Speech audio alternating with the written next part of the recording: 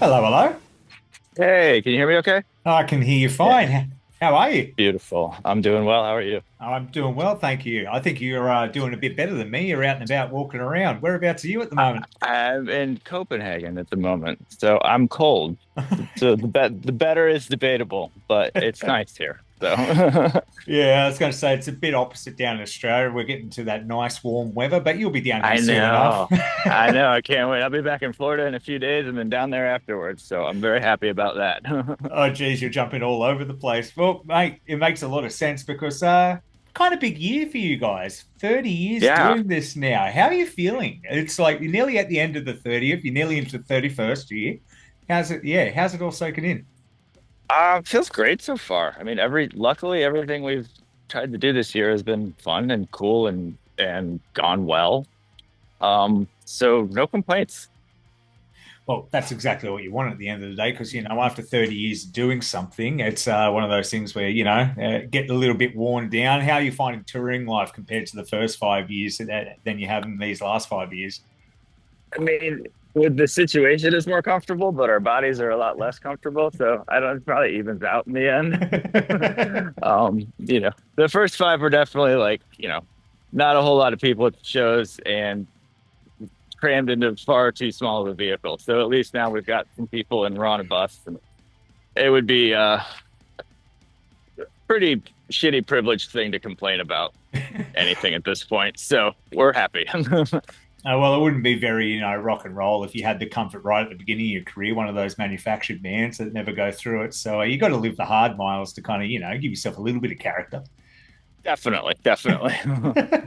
Well, tell me how you're feeling about that, because it's not only year number 30, which has got to be older than some of the fans in the crowd at this point, which is kind of bizarre. Or maybe I shouldn't For remind you. sure. Yeah, But you've also done your 10th album as well. So that's a lot of albums in well, 30 years. It feels like a long time, but at the same time, it's not a long time when you think about your life at the end of the day. Maybe 30 years now feels like it's been most of your life, but soon 30 is going to say, oh, remember when it was 30 years and we're now up to 50? Like it's just one of those things where in hindsight, it might be completely different. oh, I definitely agree. I Yeah. mean, it's, forever, like, I mean, really just what you said, for every time we're like, oh, God, I can't believe it's been 30 years. We're planning, however many years out, still just like, well, next year we're going to do this. And like come to Australia and New Zealand, for instance. And we're planned out through October of next year at this point. Oh, So wow. the years go fast. That's a good thing. Keeps you young, keeps you busy. But I am excited that you guys have finally come down here. It's been a while. I think the last time you guys were here it wasn't your own show. It was 2018. I know it was not long before COVID kind of, Yeah. shut everything down. And then I think your last headline set was like half the band's life ago, 2010, I want to say. Like that's I think so too. That's kind of what we've determined in trying to like trace it backwards. And that it was so yeah, 14 years, which is crazy that it's been yeah. that long since we've come down and headlined. Which is it, but it's not that uncommon either. I found during that middle, like 2010 to 2020. Well, we know what happened in 2020. That part there, a lot of bands haven't come down. It's now that, like, I think I don't know, another band that's coming down for the first time in 14 years as well as Testament. Just kind of seems to be the time Oh, and the true. place that a lot of these bands want to come back down to Australia. Do you think it's that?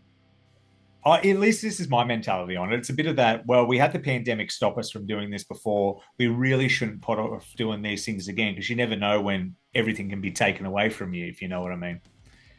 I'm sure it is for a lot of people. I mean, there's tons of like we're in a little bit of a weirder situation where we're not entirely dependent on the band for income like a lot Mm. of folks are. Like we all have other things we do at varying degrees, so that's always a little can't make a complete blanket statement on that, but everybody's got other stuff going on. Yeah. Um so like I guess in the lucky way we don't always have to do things. So I know there are a lot of folks that um really are still trying to catch up from COVID. And I mean, it's actually kind of starting to wear the like touring markets down because everyone's constantly on tour now. Yeah. And then people have less money. So it's still really busy out here. But I do think that has a lot to do with why people are getting down there because it does take a long time to plan for someone from North America or whatever to come down and get a tour figured out and all that. And I figuring we're about 2 years out or 3 years out from touring, really kicking back up again. It makes sense that it's a lot of people are finally getting Mm. back down there. I would like to think part of it is people realizing that they can't just tour the same places over and over again without that starting to become not so great also. So Yeah. Well, you know what? You're not wrong because it's one of those things that, like you said, if everyone is touring all the time and people, there's only so many times you can play in Los Angeles before every band's playing there on the same day. So you got to kind of go out exactly. and explore the world, which is kind of fun for, I guess, a lot of bands don't get to do that. You guys have done it. You haven't done it in a while, so you kind of do owe it to the Australian fans down here, which I'm sure they're very appreciative of. But For sure. yeah, yeah. Speaking of Australia, actually, do you have any fond memories? Yeah, I know it's been a couple of years since you've been last down here, but is there anything that sticks out? I mean, we just really like Australia in general. We've never come down and had a bad time. From and the first time we came down, I want to say it was like 2002-ish. Yeah, wow. With 28 days brought us down. Um, so like from that, I mean, we were lucky that the first time we came down was with an Australian band, I think, because we just sort of got a little bit of like a more authentic Australian experience. It wasn't just like Sydney, Melbourne, Brisbane, go home. We did a lot of like the like surrounding suburbs and whatnot. So it would be like, 4 shows around Melbourne and 3 or 4 shows around Sydney. And those dudes like took us around and showed us a ton of just cool local stuff that probably is boring for people that live there, but for us was awesome. Um, so we've just always everyone's always been super cool to us and super friendly down there. And it's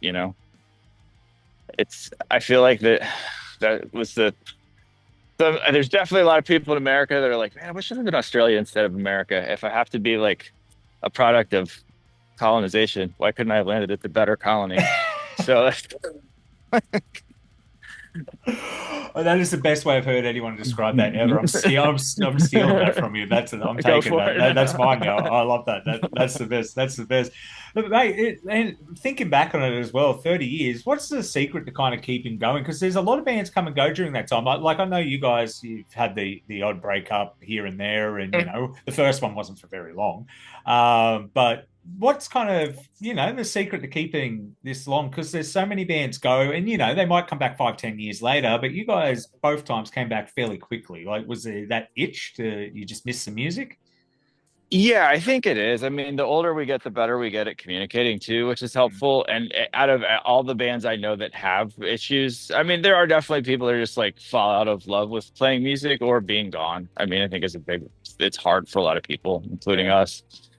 But I think if you can't communicate, which, most people are bad at having uncomfortable communications, and there's a lot of that in being in a band.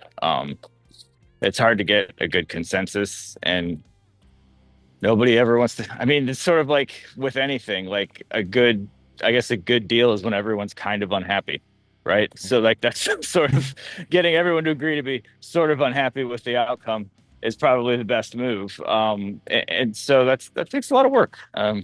to get people to be comfortable with that. So I mean, for us, it's just definitely it's become a case over and over of being able to say things to people that they maybe don't want to hear and trying to say it in a way that's not super like aggressive or off base or hurtful for no reason. And we're all still constantly working on that. It's like every time I talk to someone in Australia about it, they always bring up the Parkway documentary where they all went to therapy and Mm. all that and it's kind of the same thing. Like I've got to watch that because I feel like it's a lot of not like dead similarities, but it's probably very applicable to a lot of band situations that people don't realize. Like it's very, especially just dealing with our situation. It's for straight white dudes who are generally a pain in the ass. So it's a lot of dumb male idiot stuff to navigate between us. So I think once you can kind of you know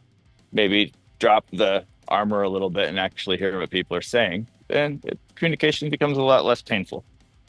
Yeah, but that's good. I'm glad you can kind of say it like that too, because you can have that whole mentality of becoming too agreeable, where someone goes, 1+1 is 3, and you just like go, you know what, you're right, because that wears thin after a while. So it's good that you guys can, over the years, talk things out, because that's hard. And I think people, when you're watching this, go, "Why do bands fight and break up?" I was like, "How many co-workers have you not liked throughout your life? How many times have you not talked Totally. to a family member?" It's like, I think sometimes when we look at bands, we see you guys as the group and not as the individuals. And I think that's why people get so surprised sometimes when a band member leaves or a band goes on hiatus or they break up or they need a break. I think the band are the individuals and you're all living your own separate lives at the same time. So it's important that you can, communicate on what you like and what you don't like. And that's, I guess, like you said, that's kind of the secret of why you guys are still around doing that. And I've seen that Parkway documentary and you're spot on. And I think if they didn't do that, I don't think we'd have a Parkway Drive anymore down here.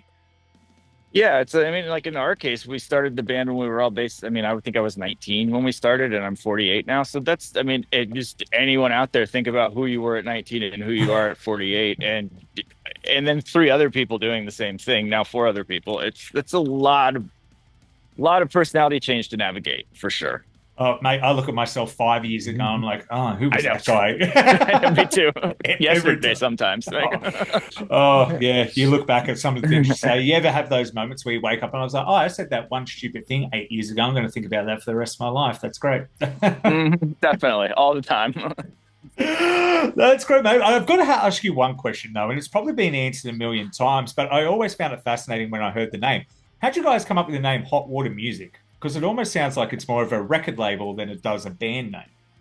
It's from a book by Charles Bukowski, which was just something that Chris was reading when we were looking for a band name, and George just was like, "How about that?" The only goal we wanted for the band was it to be for the band name was to be something that didn't sound punk rock or hardcore or metal or folksy or whatever. We wanted it to be pretty nondescript, like a record label, maybe. Yeah. Where there were not, we didn't want it to like lend itself to any preconceived notions about what we were doing because we've never really, excuse me, had too many guardrails on what we're going to do, especially Mm. musically. So we kind of wanted the name to reflect that as much as possible. Well, yeah, you're right. Because if you've never heard your music before and you just saw the name Hot Water Music, you could be absolutely anything. I don't think it lends itself to anything at all. So, yeah, that is something kind of special because Cannibal Corpse is a little bit obvious of what type of music they Right. play. Yeah, exactly. Perfect example. I was like, yeah. Yeah. But speaking of that, it's funny that you mentioned the goal was not to, that was one of your first goals. What are goals now after 30 years? Do you have, and is there any festival that you want to tick off a bucket list? Is there anywhere you want to play? Is there, I don't know, a style of music you want to attempt to do? Do you have any goals in mind to maybe try and tick over off, by the time you get to year 40?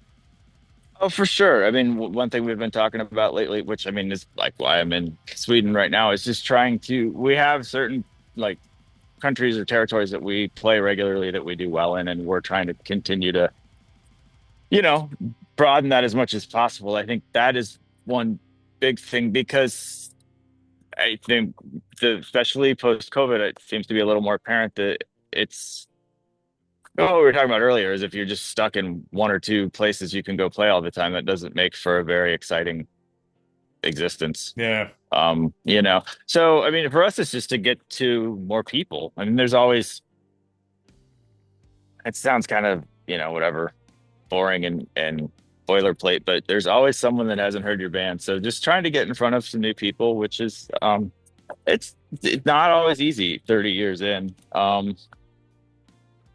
There's a lot of different things to navigate with what social media trend is happening, blah, blah, blah, blah, blah. Like you can get caught up in a lot of that stuff too. For us, it usually feels like the best thing to do is just to go play new places. Yeah. So hopefully we can keep getting to some new places. I mean, these are our first headlining shows we've ever done in Sweden yesterday and tonight. And then we're going to Denmark for the first time tomorrow. So just bit by bit, trying to get out there to some new faces as much as possible.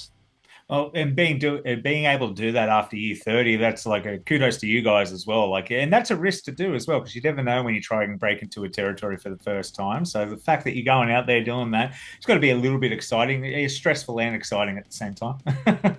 Yeah, it is. I mean, it's like we went from our load. We played this Saturday. We played Berlin. There was like 1,500 people there, and then we played Stockholm last night, and there was 400. But it was in the right size club, and that's what we knew going into it. So it's like we're pretty good at being able to navigate that situation. Like we've done. I mean, we'll do a German, or excuse me, a European tour where we'll play anything from like a 400 person club to doing Rock am Ring and Rock am Park to 80,000 people. Yeah. So that's something we always want to be comfortable with, is being able to do that, because you're not going to be the same size everywhere and every show is different. And that's kind of what makes them cool. If they were all the same, it would be very much like the day job you were talking about earlier, where you Yeah. don't like your coworkers. So Yeah. I'm sure. No, you're 100% spot on. You talked about like, new people hearing your music for the first time. This is an interesting topic, especially being in the music game for so long. How do you think streaming, do you think that's been helpful at all to musicians, or do you think it's been a detriment? Because I'm in two minds of it myself.